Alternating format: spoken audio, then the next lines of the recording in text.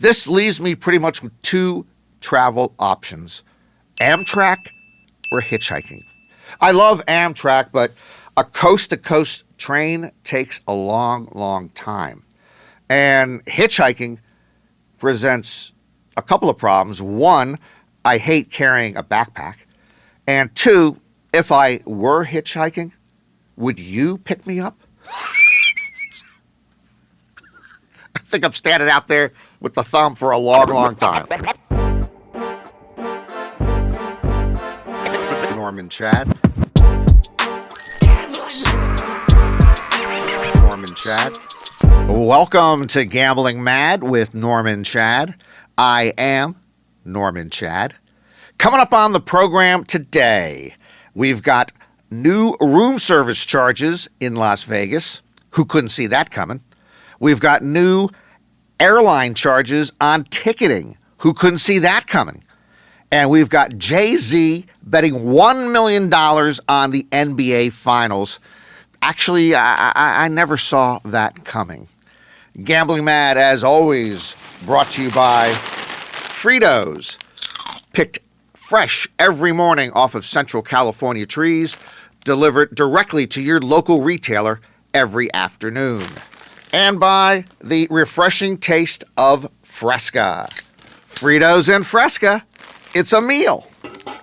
President Trump and Planet Earth CEO Elon Musk have divorced. Trump gets custody of America and Stephen Miller.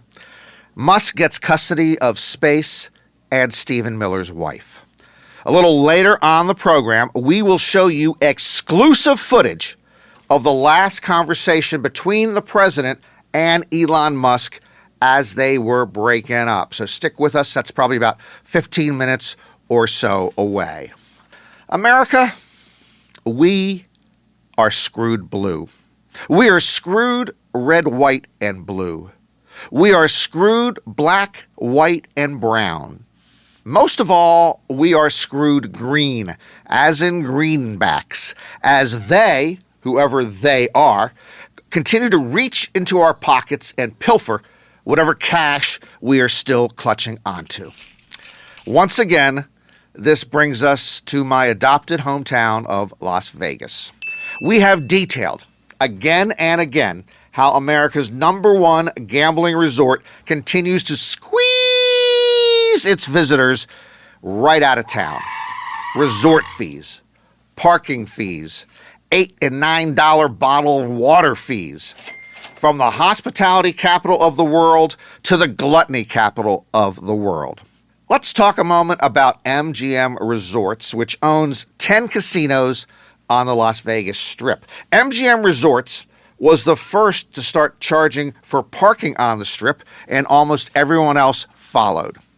MGM Resorts, as we told you earlier this year, is moving to quote-unquote tiered restaurant seating, which means customers sitting in preferred spots in their restaurants, say a window table, will pay an extra charge. Which leads us to MGM Resorts' latest innovation for profit. And don't say I did not warn you. Don't say I didn't predict this. Just take a look at what I said. Why stop it at premium seating? Why not adopt Spirit Airlines a la carte pricing model? You want chairs with backs instead of stools? $5. You want real plates instead of paper plates? $5. You want a fork and a knife with a napkin? $5. Yes, my friends, MGM Resorts now charges guests ordering room service for silverware, glassware, and cloth napkins, according to Vital Vegas. So now, say at Bellagio, they give you 2 room service options. There is takeout service, a new required $10 added to the room charge for getting your food delivered in takeout boxes with plastic lids. And then there is classic service. For $25, you get your food delivered as it always was: silverware, plates, glasses, and cloth napkins. They call this, quote-unquote, a truly refined experience. I call it extorting $25 out of people for a fork and a knife. At this point, Do you really think pay toilets in every hotel in Las Vegas is that far of a stretch? Let us now take the Vegas gravy train of greed to the Flamingo, a Caesars Entertainment property on the Strip. So a few days back, a guest arrived a little after 1 p.m. to the Flamingo, but check-in was not until 3:30. Now, in the old days, you'd go to the check-in counter, and an agent might tell you that your room was not ready, or they just give you the room right away because it was ready, maybe looking for a small tip, or maybe just choosing to be nice to you. Well, nowadays, many of these check-in agents are being replaced by check-in kiosks. According to casino.org, this Austin, Texas guest was given a simple message on the kiosk screen telling him he had the option to check in early for an additional $60 plus tax. That is a lot of additional money to check into a Flamingo room a couple of hours early. Don't get me wrong, I understand early check-in and late checkout have become pretty standard fees that they add on. But this is penny wise and pound foolish on the part of Las Vegas casinos. I mean, just think about it. Forget the fact that it's a casino to begin with. When you come in and you want early check-in, if they give it to you an hour or two early, that's an act of goodwill on the hotel or the casino. You feel better about it. Now, what's the worst thing they could do if they check in early? They go up there at 1:30, check-in wasn't until 3:30, they might take a shower, they might take a nap, they might do some work, they might not come down into the hotel casino for a couple of hours. Big deal. There's no extra cost to the casino to allow that guest into a room that's already ready an hour or two early. Okay? Now, on the worst case scenario now, let me tell you how stupid this is if you're the hotel casino. It is Casino 101. You want your guest on your property doing something at all times as much as possible. If you let a guest in a couple of hours early, they might go up there, drop off their baggage, and then come back downstairs. And what are they going to do downstairs? They're either going to spend money at a restaurant or at a retail outlet, or they're going to lose money gambling. That's the whole idea of having a casino. In fact, the rooms in the old days, the rooms were set up to virtually throw you out of the room so you'd be down on the casino floor. The TV stations that were available on your set, they'd have maybe 5 or 6 options, not 50 or 60. Get you out of the room. There wouldn't be a mini fridge or a microwave. Get you out of the room. Even the color scheme in these hotel rooms at casinos were sort of designed to just subconsciously force you out of the room. Why? They want you on the casino floor spending money or losing money. So how are you denying somebody early check-in by an hour or two by trying to nickel and dime them for an extra $60 and they're going to say, no way. They'll just sit around. It's stupid. And it's the new Las Vegas. If I had unlimited money, I believe the last thing I ever would do is start or buy an airline. Because best I can tell, it is so difficult to run an airline profitably. The business model or mantra appears to be screw the customer royally. Before we get to the latest indignation heaped upon airline flyers, let's quickly review some of the other indignations that have heaped upon us in the past generation.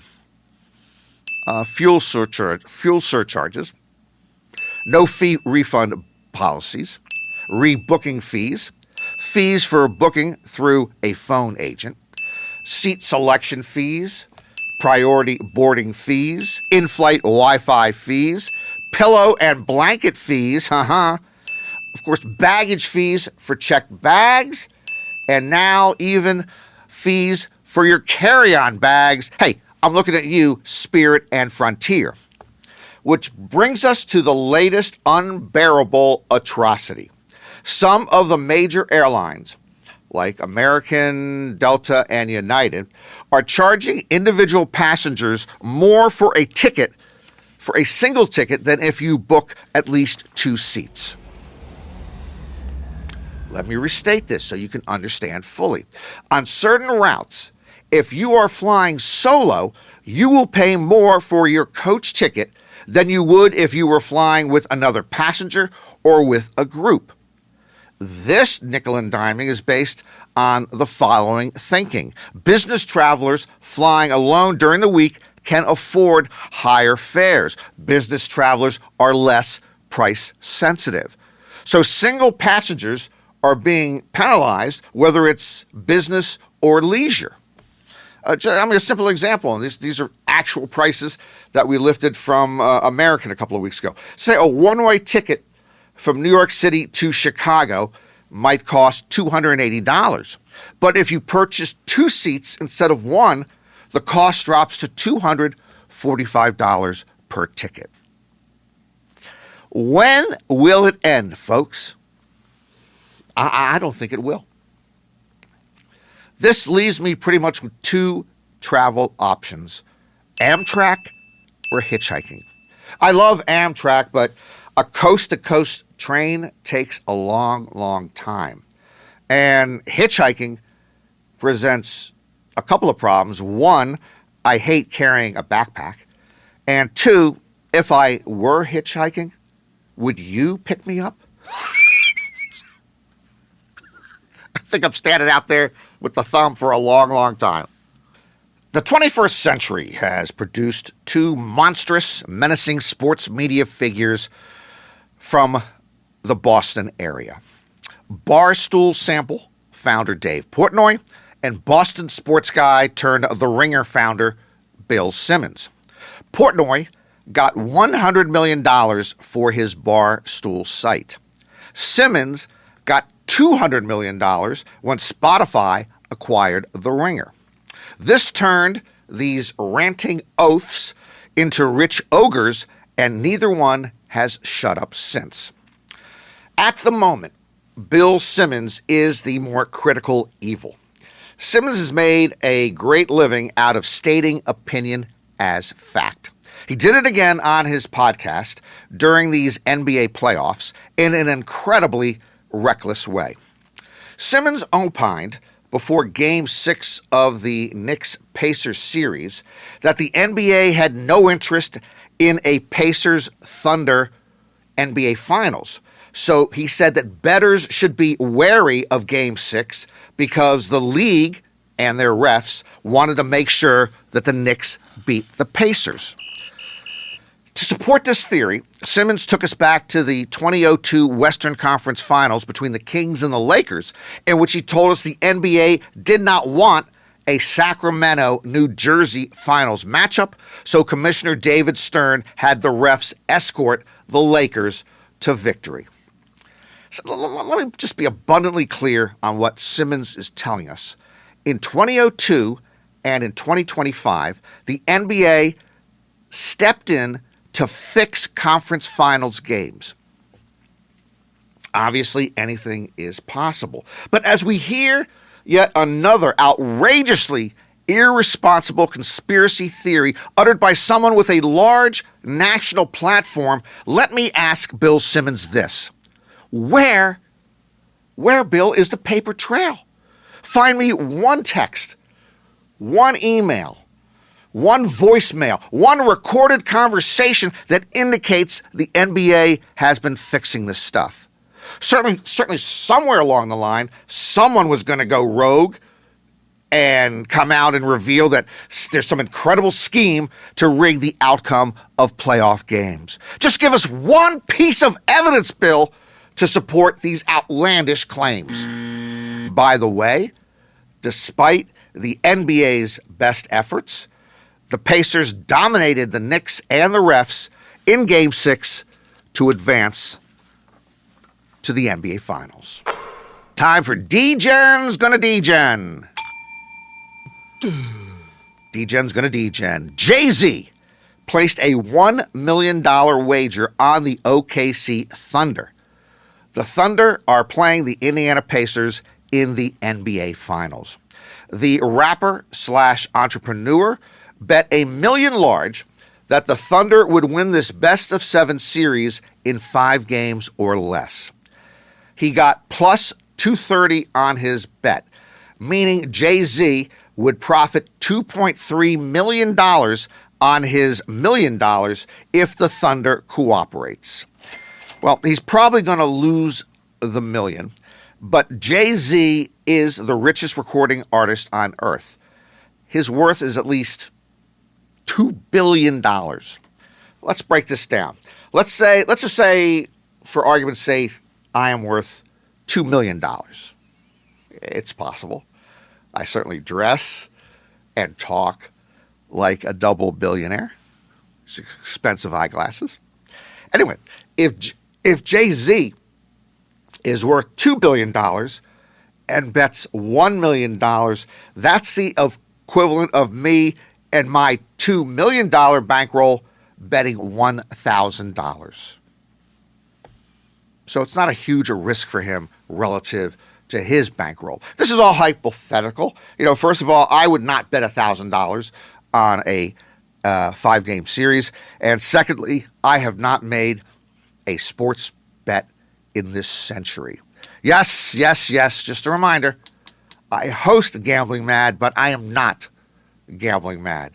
Just a reminder, stick with us and you will lose less. Degen's going to degen, but we here at Gambling Mad are not degens. All right. We wait no further. Time for our exclusive recreation of the final confrontation between President Trump and Elon Musk before their epic breakup. They were in the White House. This is Elon. This is the president who, by the way, he was about to board Air Force One. He doesn't like waiting for luggage on the carousel, so he usually backpacks it. I don't know if you've noticed, when he is going up those stairs to Air Force One, the president usually has a backpack. This is Elon. This is president. They were having some arguments over the big, beautiful bill, which Elon did not think really represented his Doge mentality, and these were their final words together. Without me, you don't win the election. Without me, you don't have any power. You are dumb as a rock. I like rocks. I also like coal and fossil fuels. You should be impeached. You should be deported.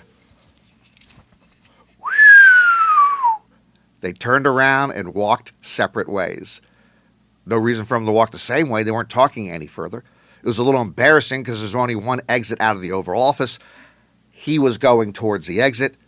He went through his Diet Coke closet. That is the exclusive recreation of the final words between Elon and President Donald Trump as they broke up and divorced earlier this month. I am spending most of the summer in Las Vegas at the World Series of Poker. I am check raising by day and I am clubbing by night. Oh, that's ugly. Isn't that what the president does? Nobody should do this, okay? Anyway, I wanted to tell you about this amazing technological innovation that is a game changer for almost anyone participating in the World Series of Poker. It is the WSOP Plus app built right into your smartphone. Right here it is. World Series app, okay? This is incredible. You sign up once. You got to get in line, sign up once. And then you do everything by phone. You don't have to stand in line anymore, like a long registration line to get into your tournament. You don't even have to bring any cash if you don't want to. Okay, you set up a credit card in here or a line to your bank account. You pay for your tournament entry fee, let's say by credit card, right here on the app. Once you pay, when you're ready to play, you click for your ticket. And right here on the app, your table number and your seat number comes up. Bang, you just go right there. No fuss, no muss. When you are eliminated from the tournament, they even tell you exactly where you finish. Sometimes there are thousands of players in this tournament and you don't cash. You're just curious where you finished in the group. A little ticket comes up here immediately and tells you, well, the other day I played in the $1,500 buy-in Omaha 8 event. Everybody puts up $1,500. There were 910 players. And as you can see from my WSOP Plus app ticket, I finished 845th out of 910. That's hard to do. It's additionally hard to do when you register for a tournament. Let's say it starts at 2 o'clock in the afternoon. You don't have to be there at 2 o'clock. You can register for 5 or 6 hours afterwards. So I registered about 2 or 3 hours late. So by the time I registered, a bunch of people had already been knocked out. So they're already knocked out. That's like 20 people away from the field. And I still finished 845th out of 910 total. I didn't even have time to get everybody's name at the table. I think I owed seat 6 some money, but they took me out immediately. You're pretty bad in poker when you finish 845th out of 910 players. It did give me time, though, to go club it. Oh, God, I'm glad I don't have to see that. We are coming up on Father's Day, also known around the Elon Musk household as Make Room for Daddy. Father's Day at Elon Musk's home always operates as a casual meet and greet, with Elon often meeting and greeting some of his newer offspring for the first time. Well, Elon has now announced a new annual family tradition starting this year. He will line up his 14 or 15 or 16 children chronologically, oldest to youngest.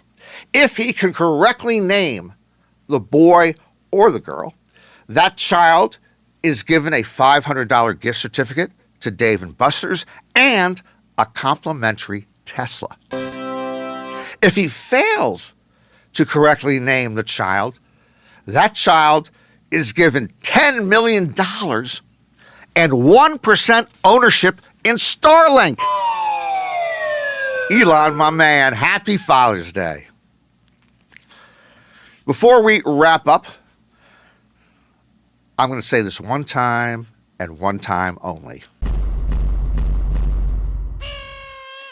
I love going to the movies, but I can't go to the movies anymore. Now, some of this is my fault. I'm so used to watching everything at home. Then, anytime I miss something that someone said, or anytime I miss part of the story that's going on that I don't understand, I immediately look for my remote to rewind the darn thing. But I've got no clicker in the theater. I feel helpless. So it's more than that. The endless previews and commercials bother me. Hearing others eating their popcorn bothers me. People bother me. What's the deal with people? I mean, something changed because of the pandemic. It seems people were quarantined for so long, they forgot how to navigate public spaces. You see this all the time at the supermarket, on airline flights, and yes, in the movie theater. For crying out loud, look to your left, look to your right. There are people all around you. Sorry, Tom Cruise.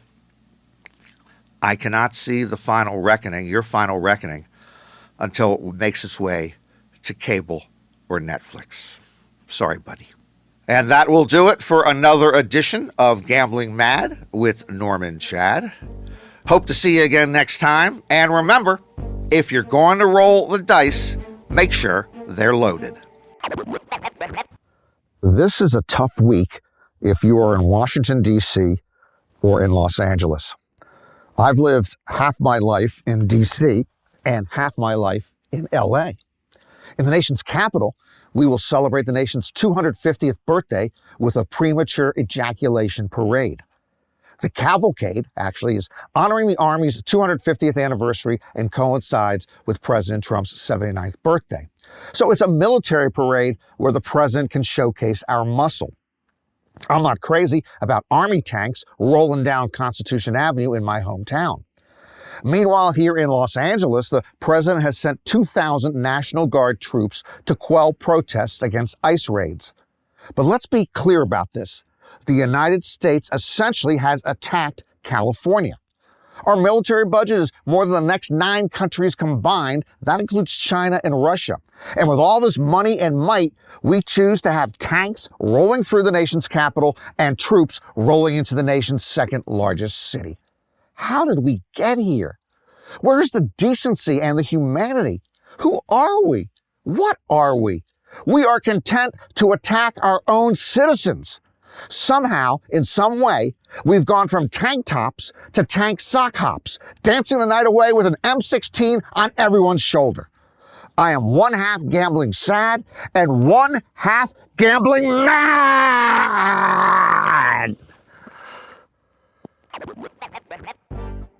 Gambling Mad with Norman Chad is written by Norman Chad and ghost-written by Norman Chad. Executive producers are John Scheinberg and Rick Barrio-Dill.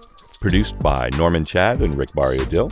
Our associate producers are Bree Khoury and Asher Friedberg, and edited by Asher Friedberg with studio facilities at 360 Pod Studios, Beverly Hills.